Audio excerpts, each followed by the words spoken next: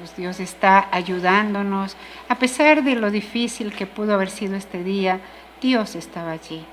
Seguro, cuando los discípulos estaban en medio de la tormenta, ellos estaban angustiados y estaban atemorizados, y Jesús estaba caminando sobre las aguas y venía hacia ellos. Ellos se asustaron y pensaron que era un fantasma. O sea, no solamente que ni se les ocurrió pensar que Jesús estaba allí, sino que le confundieron con un fantasma. De igual manera, cuando estamos con dificultades, es difícil percibir al Señor, es difícil percibir a Dios, pero quiero decirles que la verdad es que Dios está allí. Y no solamente que Dios está allí, sino que Dios viene a nuestra ayuda. Es que aprender a comunicarnos con Dios, aprender a tener esa relación verdadera y profunda con Dios es tan importante. Primeramente, tiene que haber tono en el teléfono. Hace años teníamos los teléfonos convencionales, hoy también, pero ya casi ni se los usa. Pero cuando uno levantaba el fono tenía que haber tono para poder realizar la llamada. Caso contrario, pues decíamos, el teléfono está cortado por diferentes razones y no podemos hacer la llamada. Entonces, debemos tener cuidado de que nuestro teléfono espiritual no esté cortado, porque si hay ofensas contra Dios, hay pensamientos que no le agradan a Dios, actitudes, reacciones no agradables a Dios, entonces el teléfono espiritual se ha cortado y no hay línea con el cielo.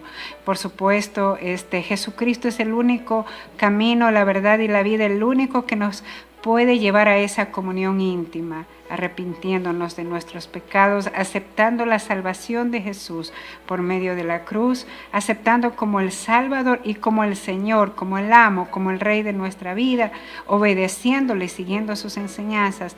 Entonces vamos a tener, de hecho, tono celestial para la oración. El salmista dijo: si en mi corazón yo hubiera acariciado el pecado, el Señor no me habría escuchado.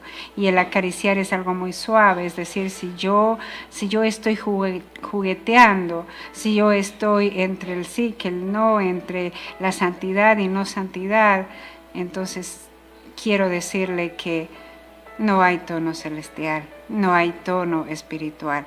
La santidad nos lleva a ese tono celestial. Y la santidad no es algo místico, la santidad es apartarnos del mal y hacer lo correcto. Entonces, dentro de todo este contexto de la oración, de que la oración es aprender a hablar con Dios y también a escucharlo, entonces vemos que una parte que entonces el Señor Jesús les estaba diciendo, si ustedes ven que tengo esa comunión íntima con el Padre, es que yo tengo la decisión de hacer la voluntad de mi Padre. Y vemos claramente que Jesús muchas veces dijo: no he venido a hacer mi voluntad, sino la voluntad del Padre.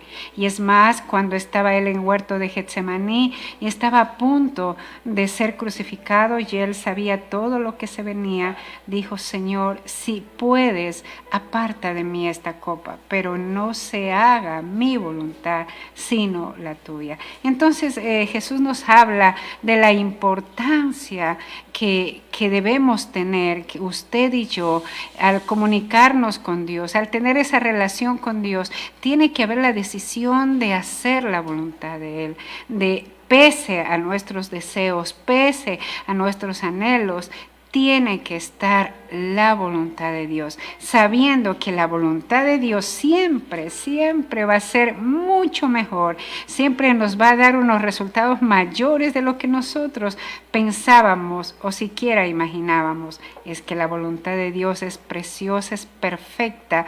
La voluntad de Dios nos posiciona en lugares de bendición. Hacer la voluntad de Dios es obedecerle a pesar de cualquier situación, obedecerle a pesar de que está cansado o cansada, perdonar aunque le sigan hiriendo y ofendiendo. Eso es hacer la voluntad del Padre. Y por supuesto, qué hermoso poder decir en todo momento: Señor, hágase tu voluntad. Es decir, me despego total de mis afectos, de mis intereses, para entregarlos a ti y realmente confiar que solamente en tu voluntad yo voy a estar en lugares seguros. Y vemos en Deuteronomio 28 las bendiciones de la obediencia, las bendiciones de hacer la voluntad de Dios. Dice, serás cabeza y no serás cola. Habla de una posición, de un lugar de honra. Cada vez que nosotros obedecemos al Señor, nos estamos posicionando y vemos que Jesucristo es el ejemplo de la obediencia hasta la muerte y muerte de cruz, y Él fue exaltado sobre todas las naciones, Él fue levantado sobre todo, su nombre es sobre todo nombre. Realmente cuando nosotros nos rendimos a la voluntad del Señor, lo que estamos haciendo es teniendo victoria. Parece algo ilógico, ¿verdad? Pero la verdad es que el ejemplo que nos da Jacob cuando estaba luchando con el ángel y le dijo, no te voy a dejar hasta que no me bendigas. Esa lucha y esa perseverancia, y el ángel le tocó el muslo, y allí en un lugar del muslo, y ahí él empezó a cojear, se dislocó allí. Por supuesto, luego de ese encuentro sobrenatural, Jacob no quedó igual. Cuando él luchó con el ángel y él venció, dice, tú has vencido. Es cuando usted se rinde y yo me rindo a la voluntad de Dios, somos vencedores. Qué cosa más maravillosa. Siempre con Dios somos más que vencedores y más que victoriosos. Y mire usted, qué hermoso. Jesús le estaba dando la clave a los discípulos en el modelo de oración. Deben tener ustedes la decisión siempre de hacer la voluntad de Dios. ¿Qué es la voluntad de Dios para su hogar? ¿Cuál es la voluntad de Dios para usted que está resentido con aquella persona que le ha ofendido? ¿Cuál es la voluntad de Dios? Sabemos que la decisión de perdonar. ¿Cuántas veces? Siempre. El perdón no significa aceptación de las cosas incorrectas, significa perdón, levantar la condena para que Dios sea actuando en la vida de la persona. Y la verdad es que podemos decir como el salmista, el hacer tu voluntad, Dios mío, me ha agradado. Porque cuando estamos en el centro de la voluntad de Dios, en la voluntad perfecta de Dios, entonces nosotros hemos pisado lugares de bendición. Qué hermoso que Jesús les dijo a los discípulos, ríndanse y cada vez tengan la decisión de hacer la voluntad de Dios. ¿Por qué? Porque la voluntad de Dios es preciosa, es perfecta y les posiciona y les lleva a lugares de bendición. Así que vamos a orar para pedir al Señor un corazón humilde, un corazón que nos ayude a hacer su voluntad en todo momento, ¿sí?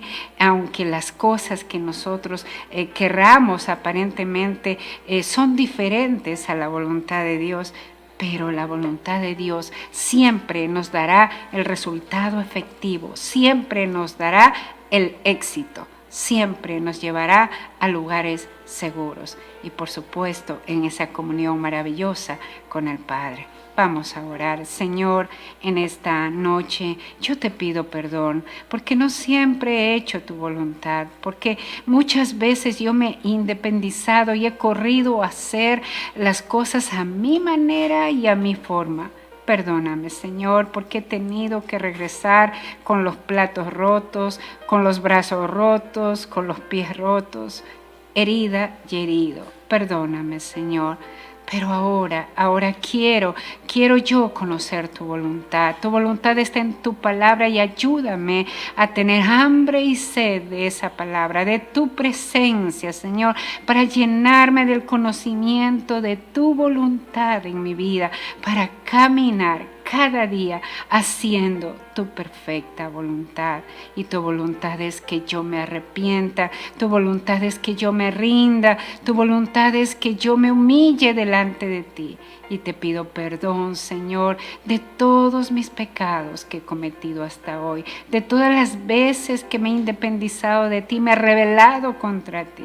Perdóname, Señor, perdóname. Dame un nuevo corazón.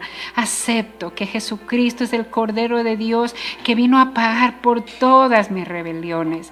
Acepto que Jesucristo es el Salvador, el Mesías que tú enviaste, Dios Padre, a quien yo recibo en mi corazón y le invito a que sea mi Señor y mi Salvador, mi único y suficiente Salvador. Señor Jesús, creo que tú moriste por mí, que resucitaste al tercer día y que estás con todo tu poder y que vienes otra vez. Creo en ti, Jesús, y te pido tu Espíritu Santo que venga a vivir, a morar en mí y a llenarme de tu santidad, de tu voluntad, Señor, a llenarme de ese poder de querer hacer siempre tu voluntad.